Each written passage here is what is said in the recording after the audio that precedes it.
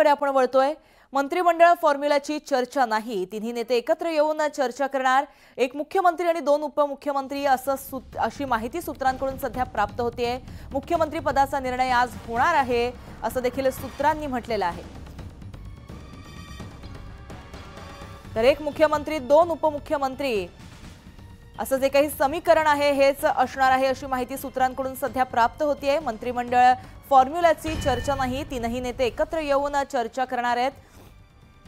एक मुख्यमंत्री आणि दोन उपमुख्यमंत्री या समीकरणावरती चर्चा होणार आहे असं सूत्रांकडून समजतंय। तर मुख्यमंत्री पदाचा निर्णय जो आहे तो देखील आज होऊ शकतो अशी सुद्धा माहिती सूत्रांकडून प्राप्त होतीये।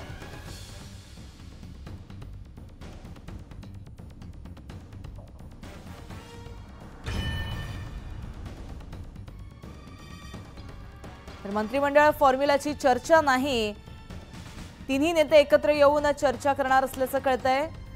खरं तर काल महाराष्ट्राच्या जनतेनं कौल दिला, महायुती भरभरून मताधिक्यानं विजयी ठरलेली आहे आणि या पार्श्वभूमीवरती आज मोठ्या प्रमाणात बैठकी देखील होत आहेत। उद्या शपथविधी सोहळा पार पडणार आहे।